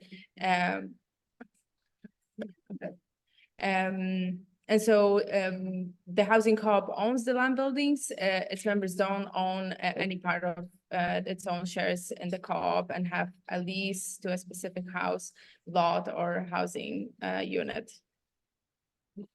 So similar to an LLC, it has different tax advantages, has different benefits in terms of property tax and I think insurance. There's different, right? Each one has benefits, each one has risks and challenges in its way. Right, and another popular one, usually not to own land. If it is used to own land, it's to protect the land. But the nonprofit organization can be used to manage any other project within the community. And so again, most regenerative neighborhoods will use at least 2 or 3 legal entities within the whole legal structure of their community. And how to choose these, definitely in consultation with an expert. I'm curious to know, what is your experience with legal structures in the United States or in other places in the world? I think the experience of setting up your own business is also valuable and can be transferred into a community space. So any of you have any experience with that? I just want to also emphasize too, like sometimes communities will split and have multiple legal models for different things. So they'll have a legal model for how they own the property, but then they'll have a different legal entity for how they run the businesses and manage internal operations. So that's also worth considering because we typically split it into 3 things: land ownership, like operations, and I don't know why I'm blanking on the third one, but basically land development. So an entity that allows you to develop on the land, an entity that owns it. For example, you can have a community land trust that owns the land in perpetuity, an LLC that develops it and like manages shares and involves people through the business wise. And then you could even have like a nonprofit or a church, like some people have established churches on community land projects. You don't actually have to be religious, but you can be like a church of dance, you know, as my quote would probably love. So these are like the 3 ways in which you can actually build relationships, but keep the affairs separate in a way that makes legal sense. So that's just like also another layer of you're not stuck and cemented into whatever legal model you choose, but we recommend stacking for the different purposes. And these are listed in the guide, these 3 types of entities, or categories of entities rather. So following on Sonia's question, like, is legal scary to any of you? Like, I know a lot of people get overwhelmed with like even thinking about it. Like, what are some of your concerns, or are you hesitant around certain aspects of diving into the legal part of like community-led development? Mm-hmm. Yes, definitely. I think it's an interesting area, but it's also one that's like has a lot of information. You're like, how do you learn about how that one works versus this one, and how do you compare them, and how do I choose, basically? So that's an interesting process that I'm interested in helping others walk themselves through, because it's also one that I'm not proficient in walking myself through. Mm-hmm. Yeah, I think it's a really valuable support that you know, you can have an understanding of the holistic process, which we're doing right now, and then also as an agent you can specialize in legal structures. And I think that would be a really cool hybrid, because this is what a lot of projects need. And then probably your expertise would be in a certain location, so possibly could be Canada. And so you research really well the legal structures for community projects, which ones could be the most suitable, check out some case studies of the projects that are already established and what they're using. And I think, yeah, serving that type of advice would definitely be a win and a game changer for a lot of community projects. So I think that's cool. Yeah, we encourage you guys to follow your spark when it comes to any of the topics. right? At the very least, we want to have a good understanding of the 10-step process and how to guide a vision holder through the resources and tools and ecosystem.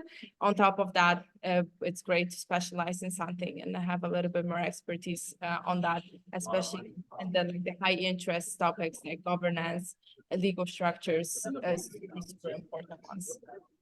I think legal structures can be a big roadblock and stop a project before it gets started, because people tend to need that security of like, how am I going to be a part of this? Like, really, it's kind of like their question, like, how am I actually part of it? Like, they want to feel there's a transition they need to feel like where they're like, oh, I have ownership, like, oh, I'm part of it.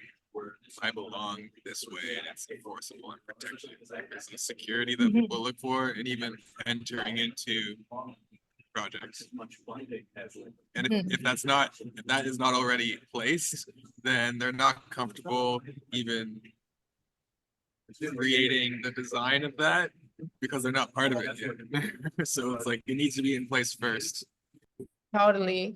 And it can evolve, right? It can change over time. At the same time, it's really the base of anything that's happening within the community. And it's also really connected to the decision-making process, right? The legal structures that you have and what are the power dynamics that there are in your community. And so how it's reflected in all of the other components, for sure. I think that's a super, super, super important one. And so again, just presenting you to the most popular ones that we know, and these are specifically from United States, right? And so it will be different for different places in the world potentially. So yeah, included here all the questions that we have in this section of the workbook and of the alchemy guide. Maybe Oscar can share a workbook right now, and so we can look at the questions. Here we have the Regen neighborhood agent checklist. And so these are the questions that during the consultation you will ask the vision holder and fill them in with him. And so again, I think it's really valuable for you guys to be filling in your workbook based on your dream community example in order to know how to guide a vision holder with their dream community. And really the finished workbook will be already a plan of the community, either for your dream one or for the one that's already existing and you're supporting with. And then more information, more resources and tools are interlinked with the Community Alchemy guide. And so, yeah, again, encourage you to go to your workbook and fill in the questions. And yeah, don't let the process overwhelm you. Bless you. In any way, here we have the process, establish and fill in the gaps that you recognize during that conversation. Asking these guiding questions will help you categorize and establish what are the missing pieces in that section for the vision holder, and then prepare for next meeting with the custom resources from the alchemy guide. If you see, for example, that their legal structure is not in place or there are some hiccups in there, it definitely would be a good idea to connect with a service provider that can serve them really professional legal advice in their case, and you can reach out for support in the agent hotline group. So this is a place where you can post all your questions and concerns, and you're going to get immediate support from one of us. And as you guys are right now becoming participatory collective members, right, where we share with you a piece of the business model of Regen Tribe, right? We are, in the simplest term, a middleman, where we have the end-to-end knowledge and we can guide the vision holders through what are the things they should be asking themselves and defining where they need help. And when we bring in a specialist, an alchemist that knows legal or permaculture or architecture, our strategy is to create a deal with these specialists to get a referral fee for the work that we bring them. So for example, Vision Holder needs help with his legal agreements. We contact lawyers in our network and we ask them, hey, we have this client that needs your legal support. We would love to recommend you. What does it look like if we bring you work? What commission can you give us back for the work that we bring you? It can range anywhere from 1 to 5% to up to 10% with some projects, where whatever they charge, you're making a piece of that as well. So it becomes kind of an everybody wins. Vision Holder gets the service he needs, finds out what he needs and gets the specialist gets some work, and we get recompensated for being the connector in the middle. So this is all kind of the business model behind how we are getting everyone's needs met in this journey. Just so you can keep that up in your mind. And remember, that's part of our agent process as well. Finding vision holders that need the support, and then finding the specialists that can come in and creating these agreements with them. We have baseline agreement contracts, both for commission with properties and for service providers, to have some kind of agreements between ourselves on, hey, if we bring you work, what is the kickback that you're going to give us? What is the reciprocation for helping you find service? And this is kind of an everybody wins business model. Mm-hmm.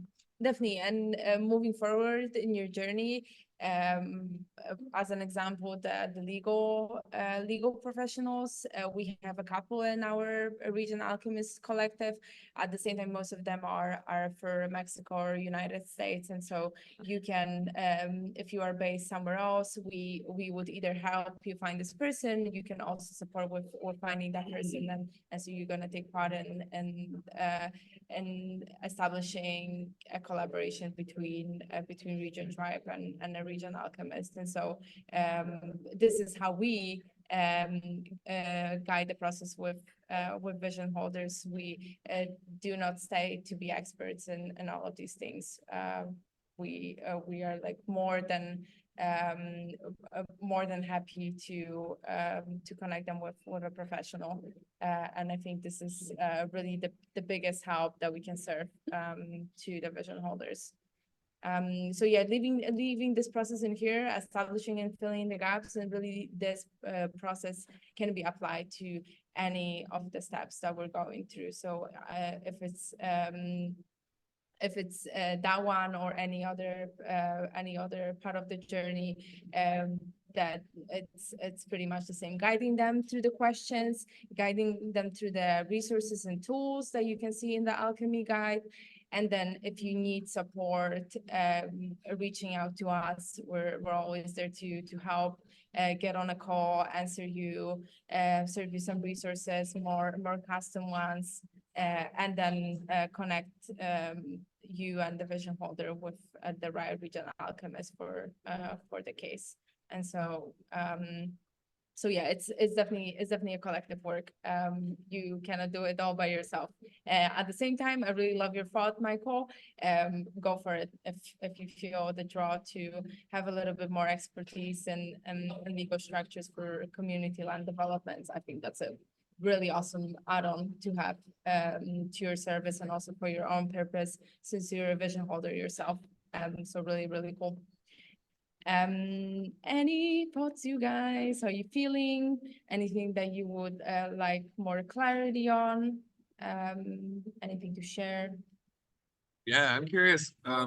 When you're looking for an alchemist, they're in a new place, new region, you don't have anyone connected specifically to this topic, or in the region, where do you start? Where do you start looking for new alchemists that the group needs or your clients need?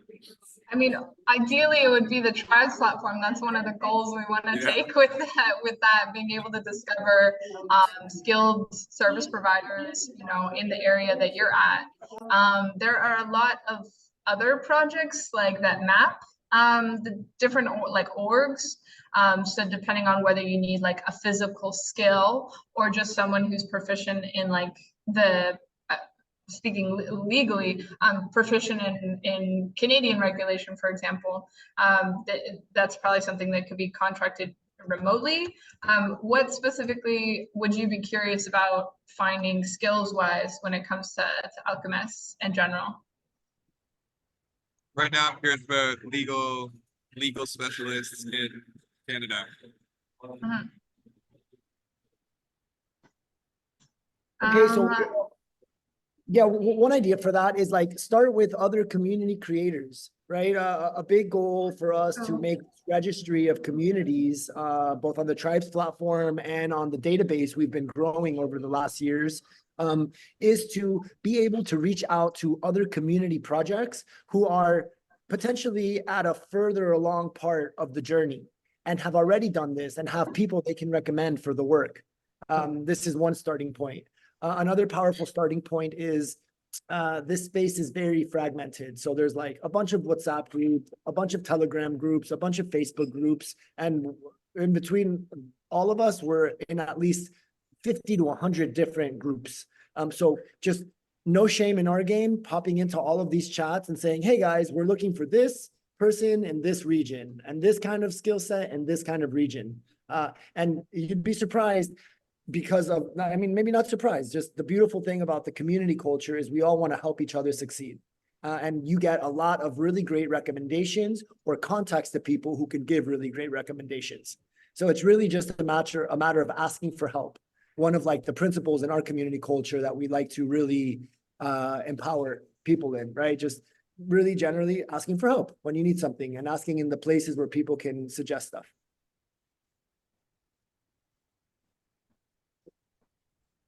Brilliant. Thanks, guys. Also, I included, these guys are great. They're like this pair of Canadian Indigenous brothers. I think they're brothers or they're cousins. I don't know. They're family. And they built this like really incredible sanctuary and community in like the mountains. I think they bought like 40 acres. They were able to make it profitable in like 5 months. They have a really awesome process, and they also specifically consult on what to look for when you're buying land and like different like legal aspects of at least the land buying and the land entity nuances. So definitely connect with them because they also have like an online course and some other things, and then they also work directly with projects that want to do what they did. So they're a really cool resource. Definitely like so energetic, and the way that they share information. And I admire them because people who have done it and then turn around and teach other people how to do it, like my heroes. So I dropped the link in the Zoom chat, livingtheoffgriddream.com. I think I know. You've probably stumbled across them.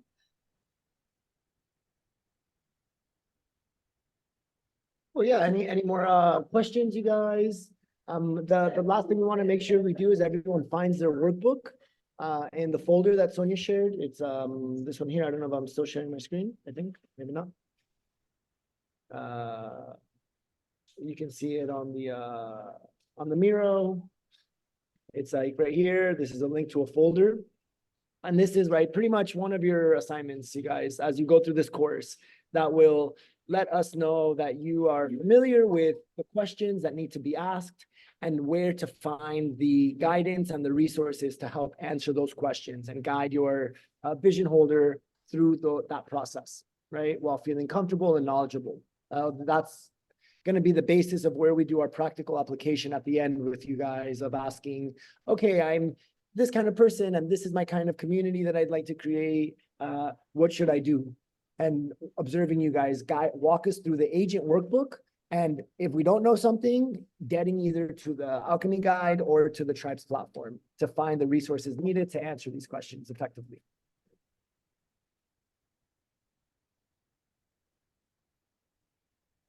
For sure. Did you? Ooh. Any last questions before we do our dance party? I'm getting ready for the dance party right now. What kind of timeline are you guys seeing for filling out the agent workbook? A timeline for you when Yeah. it comes to your workbook. I mean, you guys, this is for you, and so whatever you choose to and contribute to your workbook will be probably reflected in the experience that you will have then guiding the vision holder through the same process. So again, really encouraging you to do that. It's going to be way easier to have a conversation later on, knowing the process and how you answer these questions and what kind of questions you ask yourself while filling it in will probably be really valuable to be asked to a vision holder itself. And so there's really no timeline. I would say after each session, when you have it really prevalent on your mind and all of the reflections are pretty fresh, it would be good for you to transfer it to your workbook and add your notes. This is your space. You can take anything that you want from the Miro, go through the alchemy guide and add all the things in there. So the more time you spend on it, probably the more prepared you will be for a conversation with a vision holder.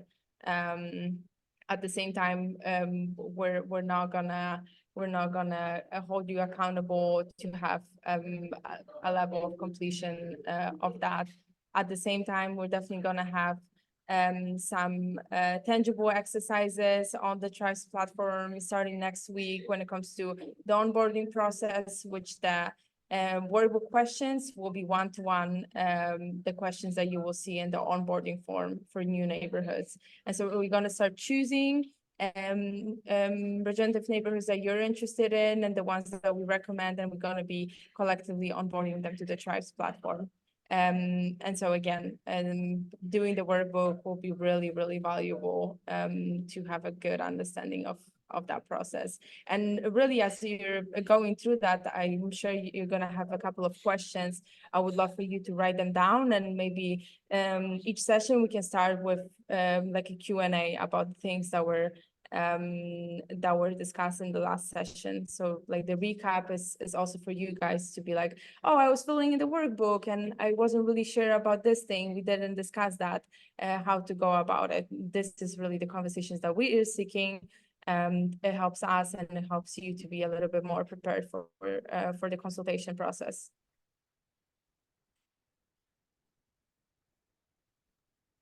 I'm interviewing my wife as practice. That's a good one. Yeah. Yeah, that's a really good one. Yeah, right. Role playing is a really great one. Yes. Who doesn't love to play role play? I can't think of a person right now. So yeah, that's that, you guys. Any questions that you have right now? Do you all of you have access to your workbook? Maybe I'm gonna show you where to access it. You have it here. Find your custom agent workbook. Also, this is like your little Miro board at glance, all the things that you need, which is the agent portal document. Inside you can find the Community Alchemy guide, the link for the next call, also the Drive link with custom agent workbooks with your names on it. Feel free to customize it as you wish, and then the Community Alchemy guide. So yeah, this is really all you need. And next week we're gonna start with some Tribes presentations and co-working, and so that's going to be really cool and a little bit more tangible for us. Yeah. Happy to be back, guys. This looks amazing. I've been looking into what you did last week. Oh, yeah. Miro is a fun tool. It's cool to have it in such a proactive way where everybody's filling it in. I like to see that. For sure. Okay, so what is our next call? Our next call is Plan your community, plan your business models and community design. It's going to be a big one as well, It's right? an exciting one. Yeah, it's a super exciting one. I think like looking at different projects and again at the really scary failure rate, which is like 80-90% of community land development don't really make it.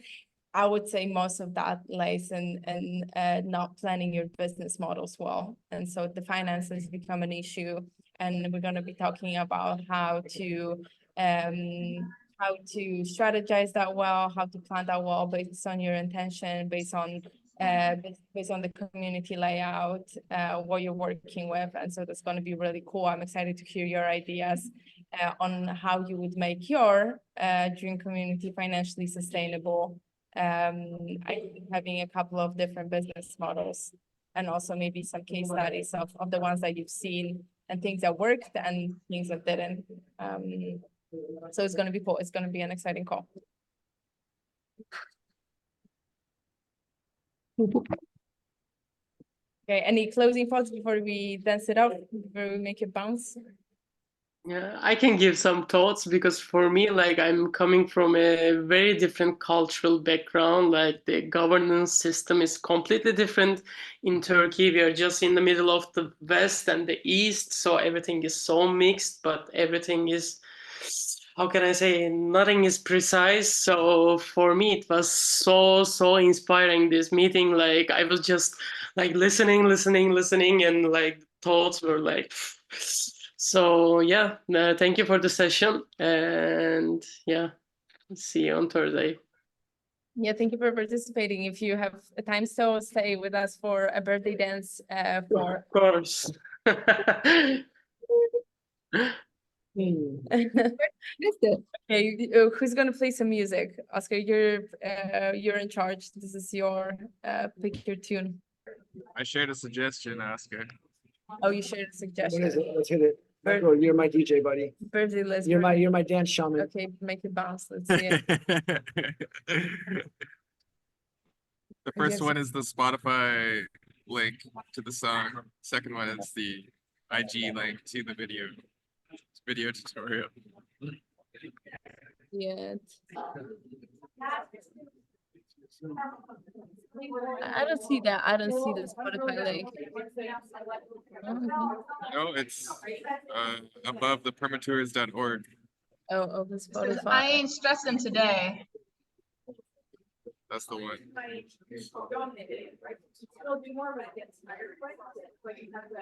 Quick, got my 5% battery. Okay, let's get it. Oh no, I don't have Spotify app. Wait, okay, let's do the Instagram one. Oh, this is a tutorial. So the energy of the pews. Oh, the energy. Okay. What's the name There's of the people song? speaking in that one. I ain't stressing today. Okay, Michael, would you be able to put it on your laptop? I don't have Spotify. Yeah, just make me a song. co-host and I can share the song through the Zoom. Okay, yeah. I'm giving you the power. You're in charge.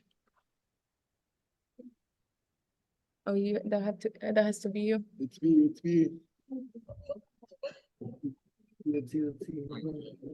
Yep. Everything's going slow, guys. Take a photo. Let's take a photo. Okay. Okay. What do I do? Okay, great. Okay, nice. Let's get a screenshot of the photo of us. Okay, let's get it. Wait a second. Everybody smile. Everybody smile.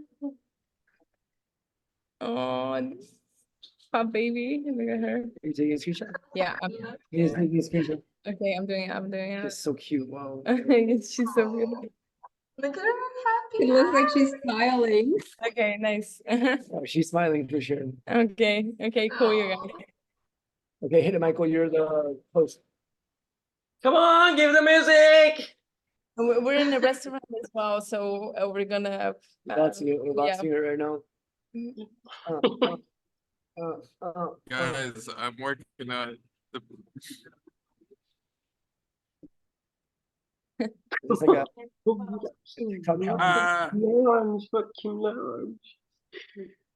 Michael, is it a TikTok challenge? yeah, you could say that. Okay. You hear it? Hold up. You guys hear that, right? Yo. Hold up. I woke up, got out my bed, it was a sunny day. Brush my teeth, clean my skin, cause I love my face. Ain't got time for all that stressing. I'm receiving all my blessings. About to love and hug myself, cause I got time today. Whatever happened yesterday, guess what? Ain't worried about it. On my masterpiece today, you know I'm bout it. I ain't ain't stressing about no bills. I ain't got no time to chill. Put some problems in my face, I'm just gonna bounce about it. Like why you mad at me? Because I chose to love myself, yes, I am proud of me. Not where I'm trying to go just yet, but I'm about to be. Now put your hands up in the sky and be thankful you still here and stop asking them why. Lord, I got it. You know I got it. Look, buddy, I got it. And ain't nobody on this earth gonna ever come and stop it. Cause I'm from the country south, got something to say. Spun a big boy with 3K, they let me bounce out my shoulder popping. Bounce your shoulder, feel the vibe. I ain't stressing today, yo. I ain't stressing today. Bounce. Negative, well, I ain't got time. I ain't stressing today.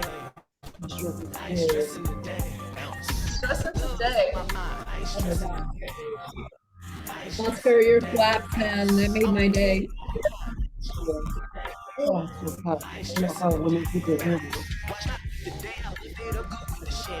Feeling good, think I might just pull up on my granny. We watch that Wheel of Fortune while we eat that turkey chicken. She tell me that she been thinking one day I'm gonna win a Grammy. I say now shout out to my barber, that boy on a mission. Got my line so crispy when I talk they pay attention. And my lady is so bad, she was born in her bag. Had to give her extra nutrition. I've been eating. No one in the I've been cafe dinner. has noticed me yet. The laptop world that we live in. So can't nobody catch me slipping. And don't call me on FaceTime, I be barely texting. Try to love up on myself, I'ma send me a message. Nah, please don't hit my line if all you got to do is lie. It don't matter, I ain't gon' check, I'ma be busy flexing. Bounce your shoulder, feel the vibe. I ain't stressing today, yo. I ain't stressing today. You negative, well I ain't got time. I ain't stressing today, yo. I ain't stressing today. Bounce. Peace and love is on my mind. I ain't stressing today, yeah. I ain't stressing today. Bounce. I'ma tell you one more time. I ain't stressing today, yeah. I ain't stressing today. Bounce. Hey, hold up. Why you mad at everybody out there? Did you hug yourself today? Yes. Yeah. I ain't stressing today. Yes. I ain't stressing today. Yo. You got somebody who getting on your nerves, trying to ruin your day. Hear what you tell them. Yo. I ain't stressing today. I ain't stressing today. Yo. Just silence. Ooh. Boom. Yes, guys. You guys, thank you for a beautiful Oh. call. Call number 3 is in the books. You guys, we are 1/3 of the way through this journey. As you see, everything's interlinking and all the tools are meant to like integrate with each other. Ask questions, you guys. This is right. We're exploring it. It's been, a few years for all of us in the space, and there's still stuff that we have no idea about. And right, we just know what to ask and who to ask. And this is really what the big part is about, knowing what you don't know. Hey guys, so thank you for a beautiful call. Get in your workbooks, start ideating what your dream community is. Add some stuff to hone your vision. What is the purpose of your community? I would love to see everyone's answers for that on the next call. And we can start in that process, getting it going. All right, guys, have a beautiful couple of days. We'll see each other on Thursday. Get in the tribe. Ciao. Share a few links, say hello, meet some new members. This is part of the exchange that we could really use some love with. Greet new members in the platform, letting them know there's a community here, ask them what they want, what they're looking for. Treat them as potential vision holders. A lot of the people there are community people looking for community. And usually what vision holders need most is people looking for communities. So doing that matching game is going to be one of the most fruitful things you can do as a community agent, both for the community member, both for the vision holder and for yourself, because there's always commission involved in that journey. So it's an easy way to generate revenue. All right, you guys, we'll chat soon. Talk soon. Ciao. Happy birthday. Happy birthday!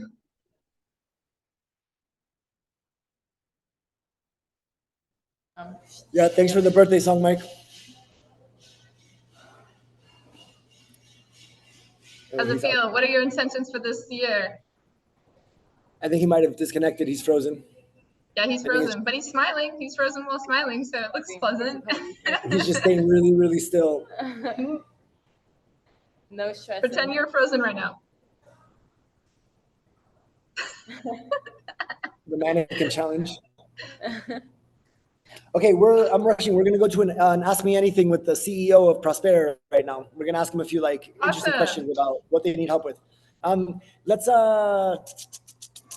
what's today? Today's like back to back to back stuff. Okay, tomorrow's education day. Maybe let's have a check-in tomorrow about guide stuff. Vision you have. So we transferred everything over yesterday. We changed it to the I triangle saw puzzle piece one. the big highlighted link, so that's great. Yeah, right. So that's done. Yeah, let's definitely get a check-in tomorrow. I'll send you a text later tonight with some stuff. I'm gonna kind of take it easy after the town hall. We have a town hall Yeah, that here. makes sense. I started also like trying to identify different like files and media that was on my drive, so that it's like, yeah, if there is anything, I mean, like we're gonna be in touch. So even if something I open and I don't have access to, I'm gonna be like, hey, what's up? Can we transfer this one? So well, it doesn't have to be like. The only reason that it would run into access, because I didn't want to buy more storage. I'm just gonna buy more storage, like to solve that problem. But I also just didn't want. Cool? It works for me to like clean up and understand like, why is this on my drive? Or like I was uploading it to the community lab Tulum content folder, for example, but it's suddenly it's on my drive, which is confusing because it doesn't make sense to like. If you organize it into a shared drive folder, why the storage isn't there because you're the owner, it's weird. Yeah. Google Drive does funny things sometimes. And they make edits, so it like flushes things around. All right, dear. We'll talk soon. Okay, cool. Bye. Bye, happy birthday. Thank you.